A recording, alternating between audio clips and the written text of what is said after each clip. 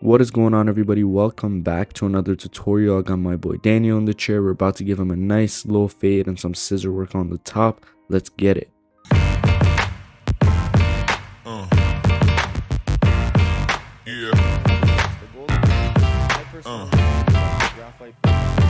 Yeah.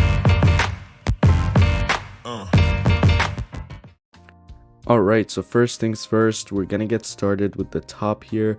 With haircuts like this that are a little bit longer on the top, and especially if we're connecting that longer length to the fade on the sides, I like to start with the scissor work. And as you guys can see, I'm really wetting his hair because we want to have clean sections when we're doing scissor work, and the foundation of a clean section is moisture control. You want to make sure that there's enough moisture in the hair. It's going to make your sectioning a whole lot easier. So as you guys can see here, I'm getting started creating a triangular section at the top. I'm going from the recession to the crown on both sides, and you guys are going to see here in a second. As you guys can see here, I have a V section here, going from his recession points into the back, creating that symmetrical V section. Now what we're going to do is we're going to do cross grad on the sides here. I know it's kind of in the middle of it, I'll be honest with you guys. The camera stopped recording at some point and I didn't realize. Now you guys let me know down in the comment section if you guys are actually interested in more scissor work content. I'd be more than happy to drop scissor work content on mannequins so I can go a little bit more in depth for you guys as well. I know that, you know, usually on YouTube it's a little bit more popular in terms of fade tutorials, but if you guys are interested in learning more about scissor work like what I'm doing here right now in terms of my cross graduation, I'd be more than happy to post some videos of that for you guys. So go ahead, let me know down in the comment section.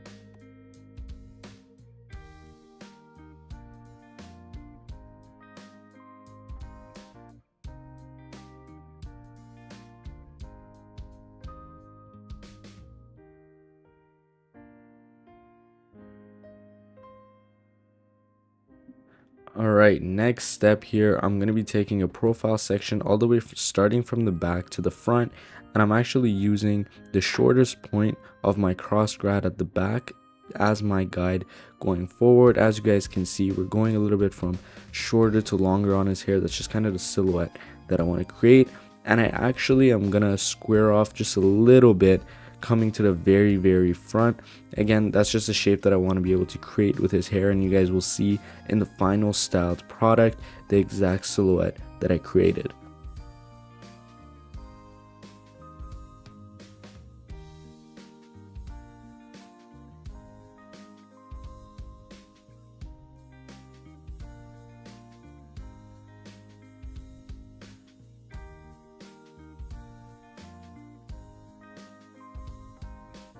Alright, once we have our profile guide done, I'm going over here and doing horizontal sections back to front using that middle profile section as our guide. As you guys can see here, you can see where I'm finding my guide, and then I'm just point cutting the rest to it.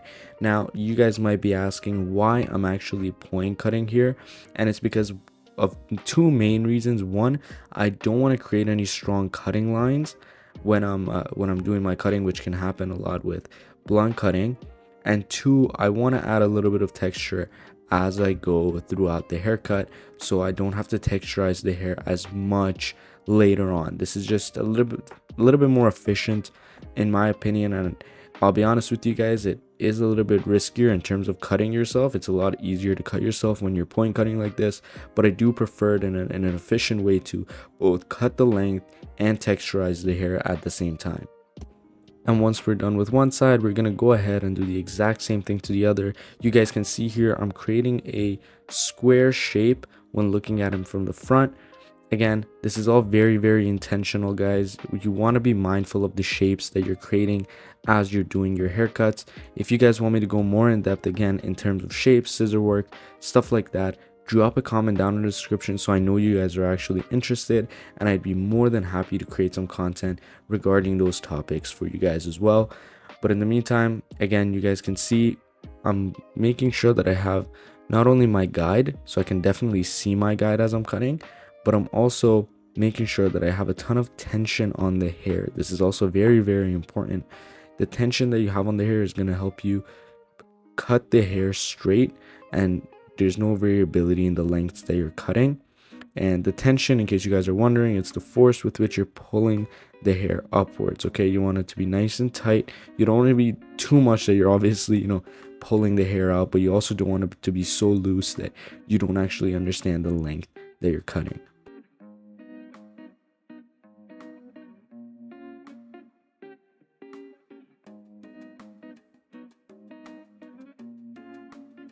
Now here, once I've done my horizontal sections, I'm going over vertically and cross-checking my work. This is very, very important, and I recommend this whether you guys do vertical sections or if you do horizontal sections, to always go ahead and check your work, cross-checking. If you're doing vertical sections, then you want to take horizontal sections, and if you took horizontal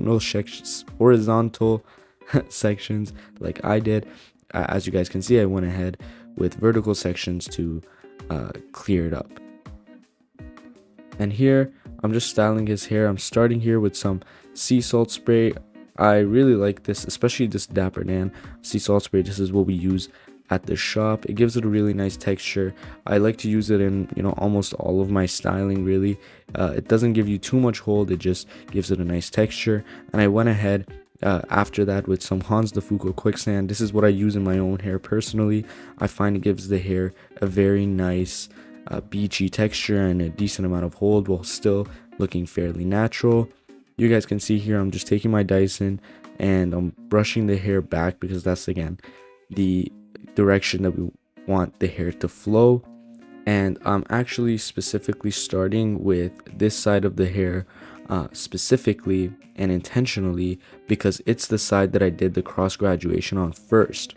And the reason that this is important is because this side of the hair has less moisture and is naturally drier than the second side that I did, because obviously the second side that I did, I went ahead and sprayed more water on it. So I always start with the side that I did first. Now here we're starting to fade, and I know what you guys are thinking, what the hell's going on? We are a step or two into it, and again, the camera did not record the first part, and I do apologize again. Next time I'm going to be a lot more proactive and a lot more cautious and a lot more attentive to the camera while I'm doing the cut, so I make sure it records. But to catch you guys up to speed, I went ahead and I debulked with a number 2. Then I went ahead and used my no guard open to create my first guideline, faded that out. And now from here, you guys can see I jumped straight to my 1.5 guard. And this is because I'm not going to be fading up anymore. I'm actually going to be sandwiching between that number 2 to my 0.5 from my lever open. There's a very good reason for this. When I'm doing tighter fades, I find this method seems to be the most helpful for me, because when I just fade up, I tend to have a tendency, that I bring up the fade a little bit too high, and I sometimes have the same tendency even when I'm bringing the fade, doing fading down techniques as well. So I like to use the sandwich technique. This is going to make this a lot easier for me. And as you guys can see here, even with my 1.5 guard, I'm almost only and exclusively using the corners of my blade. All right, this is because when you're dealing with such a tight fade and you're doing that compressed low fade, you want to avoid making any of those crazy mistakes and bringing the fade up a little bit higher that you want. And you guys can see here I have my number 1 guard starting with the lever open, and I'm going to be closing it as I go, repeating the same step, really just using the corners of my blade, and you guys will see that line will slowly start to fade out. And you guys will also notice that I'm using the Pissed Off Barber Troll clippers in this video. These have become a staple on my station. They are very, very good clippers. If you guys want to cop anything from the Pissed Off Barber, as always, there's a link down in the description. You can use that link or use code RAMPTONCUTS to get 15% off any product on the website. And he's constantly also having sales and different promotions going on, so give him a follow on Instagram to keep updated with those as well.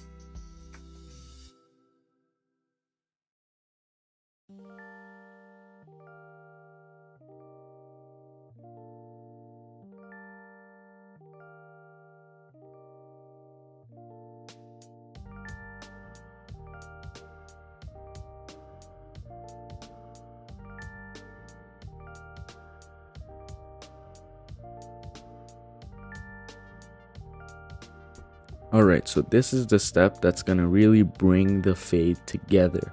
All right, this is the 0.5 guard on my clipper now. This is gonna completely take out any line there is, and I also really like using my 0.5 guard to detail, as you guys can see here.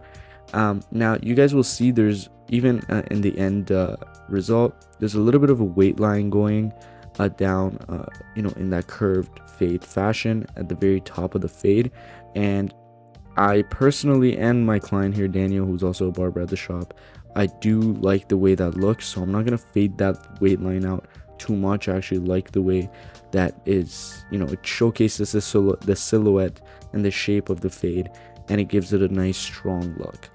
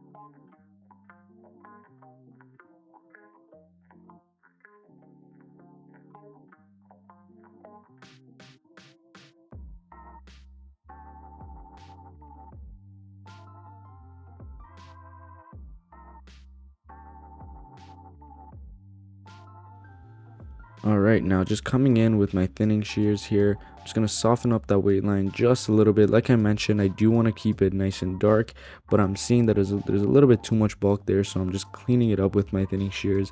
And you guys can see in the bottom corner of the screen, I got these shears from Fresh Shears.